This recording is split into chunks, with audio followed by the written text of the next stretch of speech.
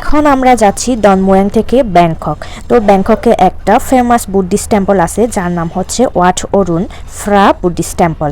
তো ওখানে আমরা গিয়ে দেখব কি কি আছে কি কি নেই, আর আমাদের সাথে সাথে আমি আপনাদেরকেও দেখানোর চেষ্টা করব কি কি আছে। তার জন্য কিন্তু আপনাদের সবাইকে ভিডিওটা শেষ পর্যন্ত দেখতে হবে। শেষ পর্যন্ত না দেখলে বুঝতেই পারবেন না যে কি কি দেখাতে যাচ্ছি আমি। থাইল্যান্ড আসলে খুব সুন্দর জায়গা, একদম পরিষ্কার, একদম ক্লিন, কোনো একদম ময়লা আবর্জনা নেই। আমি শুনেছি, মানে একটা ড্রাইভারের থেকে জিজ্ঞেস করেছি এত পরিষ্কার কেন।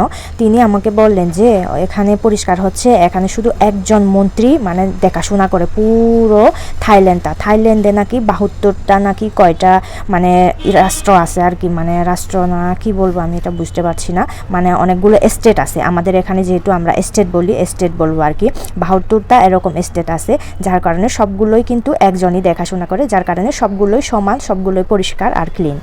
আমরা যেহেতু সব কিছুই জানি না, আমরা একদম নতুন, প্রথমবার আমরা থাইল্যান্ডে আসলাম।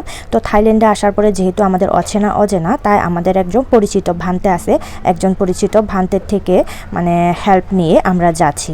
আর দেখা যায় কি, যদি সাথে ভান্তে থাকে বা থাইল্যান্ডি ভাষা পারে এরকম যদি কোনো ভান্তের সাথে করে থাকে, তখন কিন্তু মন্দিরের ভিতরে যেতে গেলে টাকা পয়সা দিতে হয় না, এখানে তাদের সাথে সাথে ফ্রিতে যাওয়া যায়। কারণ এখানে ভান্তেদের অনেক সম্মান করে এখানকার লোকজনেরা, কারণ যেহেতু বুদ্ধিস্ট দেশ, বুদ্ধ প্রতিরূপ দেশ, তার কারণ হচ্ছে বান্তে কথা বললে, আমরা যখন ভিতরে যাব বান্তে আগে কথা বলে, যেহেতু এখানকার ভাষা ভান্তের জানা আছে, বান্তে এখানকার কথা বলে, তো আমরা ভিতরে যাওয়ার সময় টাকা দিতে হয়নি। কিন্তু অন্য সময় যদি আমরা এমনিতেই আসি তখন কিন্তু আমাদের টাকা দিতে হবে।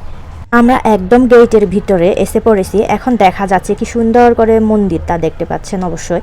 আর এখানে কিন্তু বেশিরভাগ কিন্তু যখনই তারা আসে, তা এখানকার লোকজনেরা আর কি, তখন তারা কিন্তু ট্র্যাডিশনাল ড্রেস পরে আসে। আর অনেকেও কিন্তু বিভিন্ন দেশ থেকে আসার পরে এখানে এসে ট্র্যাডিশনাল ড্রেস কিনে নিয়ে ট্র্যাডিশনাল ড্রেস পরে মন্দিরে আসে। অনেকেই কিন্তু দেখার জন্য আসে, আর যারা এমনিতেই কিন্তু বৌদ্ধ ধর্ম পালন করে তারা কিন্তু এমনিতেই মানে একটু দেখবে আর বন্দনা করবে, যার কারণে এখানে অনেকজনের দেখার ইচ্ছে থাকে, এই কারণে আসে। এই টেম্পলটা কিন্তু আমি বিভিন্ন ভিডিওতে ফটোতে দেখেছি, অনেক ফটোশ্যুটে দেখেছি, কিন্তু আমার জানা ছিল না ব্যাংককে এত সুন্দর একটা বুদ্ধিস্ট টেম্পল আছে। কিন্তু সময় সীমিত থাকার কারণে আমরা একদম উপরে পর্যন্ত যেতে পারিনি, কিন্তু যতটুকু সময় আমরা পেয়েছি সেই সময়টাতে আমরা নিচে ঘুরে আর হচ্ছে উপরে একটু করে গেছি। উপরে কিন্তু যেতে দেয়নি, একদম উপরে পর্যন্ত কিন্তু যাওয়া যায়, সিঁড়ি আছে। যারা একদম তাড়াতাড়ি এসেছে তারা কিন্তু মানে একদম উপরে পর্যন্ত যেতে পেরেছে। শুধু এটাই একটা জিনিস আমার অপূরণ রয়ে গেল, মানে অপূর্ণতা আর কি, অপূর্ণতা রয়ে গেল। কিন্তু এটা দেখতে পাচ্ছেন এত সুন্দর, চারপাশে এত সুন্দর, যা বলার বাহিরে। আফসোস শুধু একটাই যে আমরা একদম উপরে পর্যন্ত যেতে পারিনি, আর ভালো মতো চতুর্পাশে মানে ঘুরতে পারিনি। আমাদের টাইম শেষ হয়ে গেছে, কারণ এখানে বিকাল 6টা নাকি 6:30 পর্যন্ত লাস্ট থাকে আর কি।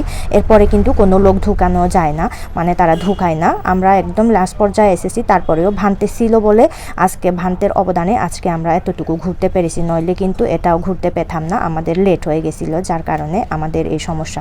তারপরেও কিন্তু একবার ডেকেছিল বাইরে আসার পরে আবারও আমরা করলাম। তো যাওয়ার সময় মানে একদম দেখতে পাচ্ছেন কি সুন্দর সুন্দর ড্রেস পরা, এরকম ট্রেডিশনাল ড্রেসগুলো দেখে আমারও খুব ভালো লাগলো। আর একদম চারপাশে এত পরিষ্কার পরিচ্ছন্ন, এগুলো দেখে তো আরও বেশি ভালো লাগে।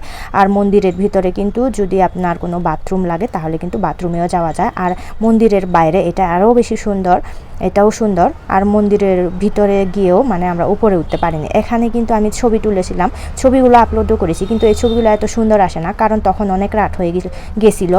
রাতের কারণে মানে লাইটগুলো এত অন ছিল, মানে সবগুলো অন করে দেওয়া হয়েছিল, আর লাইটের কারণেও একদম আলো পড়ে ছবিগুলো নষ্ট হয়ে গেছে, মানে ভালো দেখা যায়নি আর কি। দেখেন রাস্তাটা কি সুন্দর, সব দিক দিয়ে কিন্তু ঘোরাফেরা করা যায়। আর বাইরে কিন্তু সমুদ্র আছে, মানে এর অপর পাশে সমুদ্রের ওখানে কিন্তু জাহাজ দিয়ে, বোট দিয়ে ওখানে চড়া যায়।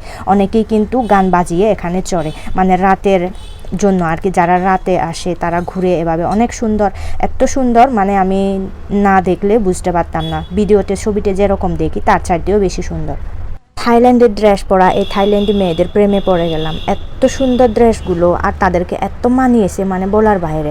যার যেটা আর কি পরার অভ্যাস তারা কিন্তু এত সুন্দর করে পরেছে, কিন্তু আমরা যদি এখন পরতে যাই আমরা কিন্তু এভাবে পরতে পারবো না। যার ট্রেডিশনাল ড্রেস সে কিন্তু যেভাবে হোক একটু হলেও ভালো করে পরতে পারে আর কি।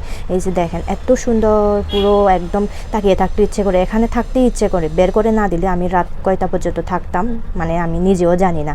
আমার তো মানে আমরা যেখানে হোটেল নিয়েছিলাম, আমরা লেডিস হোস্টেলে উঠছি, ওই লেডিস হোস্টেলে 12টার আগে গেলেই চলে। তারপরেও মানে আমরা একটু এখানে থাকার চেষ্টা করেছি। সন্ধ্যা হয়ে গেছে, মন্দির থেকে বের করে দিয়েছে যেহেতু, এখন মন্দিরের বাইরে কিন্তু এখানে থাকা যায় কিছুক্ষণ। এর পাশে কিন্তু একটা সমুদ্র আছে, এই সমুদ্রের এখানে কিন্তু জাহাজ চলে। একটু পরে আমি আপনাদেরকে দেখানোর চেষ্টা করব। দেখেন এত বড় এরিয়া, এত সুন্দর, মন্দিরটা দেখেন একটু, এত সুন্দর যা বলার বাহিরে। এই যে এটা হচ্ছে সমুদ্রটা, এই সমুদ্রের এখানে কিন্তু মাছ আছে, এত বড় বড় মাছ, মানে এভাবে কিন্তু বোঝা যায় না, যখন একদম কাছে থেকে দেখবেন তখন বোঝা যায়। এই যে লাইট অলরেডি অন করে দেওয়া হয়েছে, যেহেতু এখন সন্ধ্যার টাইম, বিকালবেলা হয়ে গেছে।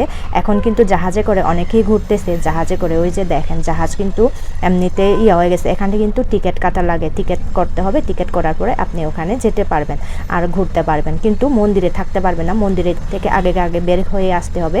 মন্দির থেকে বের হয়ে আসার পরে কিন্তু এখানে এসে আপনি আনন্দ উল্লাসে সমুদ্র ঘুরে দেখতে পারেন। অনেকেই কিন্তু ঘুরতেছে, দেখতেই পাচ্ছেন কি সুন্দর।